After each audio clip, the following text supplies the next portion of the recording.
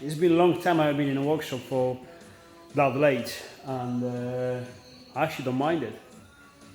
Actually, I would say I missed it, to be honest. So yeah, it's good. It's 11 o'clock at night. I'm gonna post in this video straight away as soon as it's finished. So when you're gonna see it, I'm be on my way home. But it's pretty much fresh, almost live, I would say. What we're gonna see today? Today we're gonna work. Well, I worked already on a Z3 Turbo, and I want to show you what's left to do. I showed you already the way it's done, the exhaust system, downpipe, intake plenum, equal flow plenum, turbo, intercooler, which is very simple. From the turbo straight into 4-inch intercooler, and from this side straight into the throttle body and equal flow plenum, which still have to be finished. You just have to finish to weld over there. So it is fairly simple. I like it this way. There's nothing to break, there's nothing to split.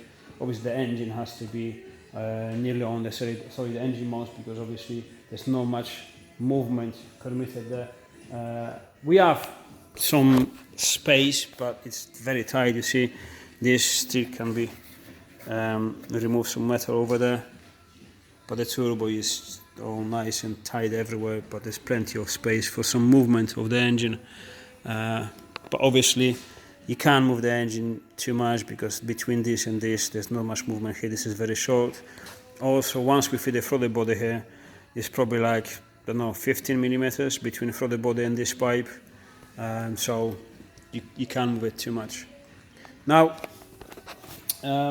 what we have to do on this car now, on this engine, the last thing to do, nearly the last thing to do, is the anti-lag system. Because as you can notice, the turbo is huge. It's not big, it's huge for a 3-liter engine. Remove this so you can see it better, maybe. See? So this is my hand. This is a big cup of tea. There you go, in comparison.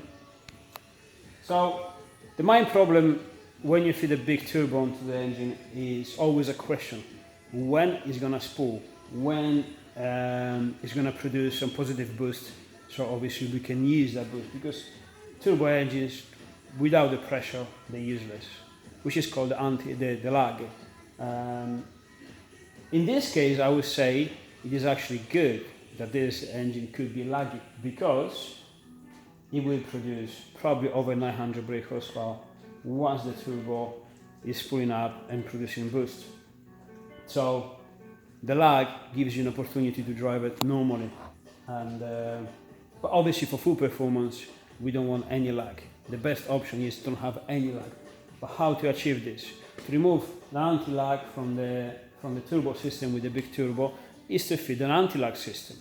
How the anti-lag system works, and I'm talking about the rear anti-lag system that it is used into rally cars and proper motorsport, not the car park anti-lag, which big flames and pop and bangs from the exhaust. That is not anti-lag. That is just for show, for kids on the car park. We're gonna use on this engine, on this turbo system, these two valves. One of them won't be enough. We already tested on the M3 turbo system we've done for a customer a long time ago, and one of them wasn't enough. So we're using two of them. Two of them, no problems whatsoever, spools properly, and the anti-lag works as it should. There's one thing to say, obviously, on this turbo system. With one of these plenums, the lag is going to be reduced. They really drastically help to spool the turbo much quicker, but I'm not going to go into details how it works, because it's a long topic. Let's keep this video very short, just on the anti-lag system topic.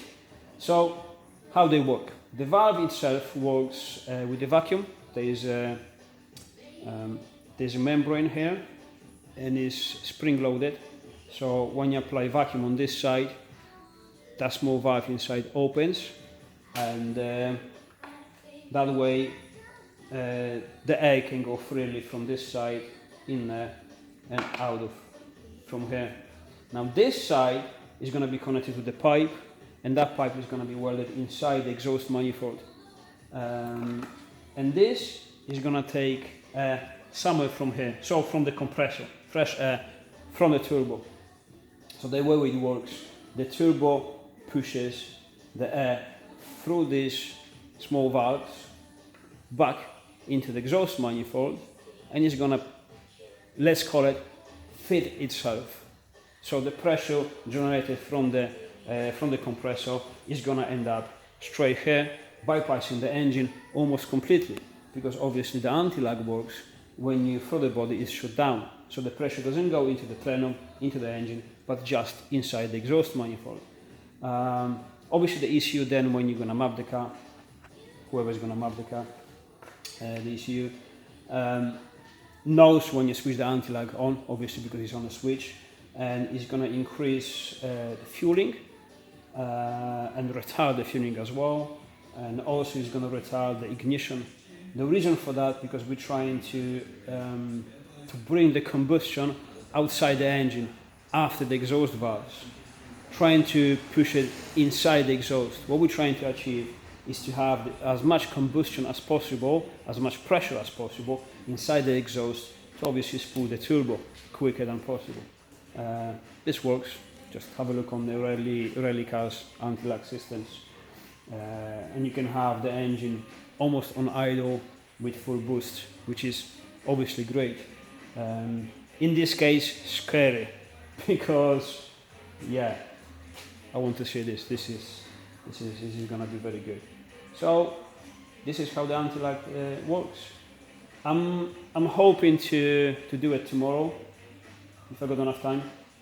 Make these flanges, make these pipes, plug into the exhaust manifold. Obviously I have to mock everything up here and then take everything off and build the exhaust pipes, then put it back together again and build the intake pipes from the turbo. Now fabrication wise, this is not a difficult process. It's just some piping. I mean, once you've done stuff like this, building an anti-lag system, it really isn't difficult. Although in this case, it's not going to be easy to find the space for these two valves, because as you can see, there isn't much space there. There is enough, but it's going to be tight. Usually these valves, these wastegate valves, I put them here. In this case, because we knew there's going to be anti-lag system, I put them on this side and free some of the space here, and I'm sure I can find a good position for both of these valves. Happy faces. Why happy faces? Why happy faces? Think about anti-lag. Happy face. Everyone likes anti-lag, especially on a turbo like this. I don't want to be funny, but this guy is going to be nuts. I've done some crazy builds, but this one, this is gonna put, I don't think this is gonna put a smile on the face whoever is gonna drive that thing, because that's gonna be a scary face. I think that's gonna be like, I got to do it. No, I can't do it. I mean, I'm not really sure if you can use 4900 brakes with the anti-lag in a small Z3, even in a circuit. On the road, I don't think so. Scott, accept the challenge. Put some cameras on when you're gonna test it, because I really want to see it. Right, I'll probably see you tomorrow once I finish the system. I plug everything in and make another video to show you how I've done it and all the setup once it's finished. Once we've done that, we have to build a breather system, which is very simple. We're probably gonna build a catch tank, not like this. This is, the kind of drift spec eBay one, useless. This is good maybe for a moped, not even for that. So this is gonna be ditched, and we're gonna fabricate something that sits there. But that's another video. We'll see you tomorrow.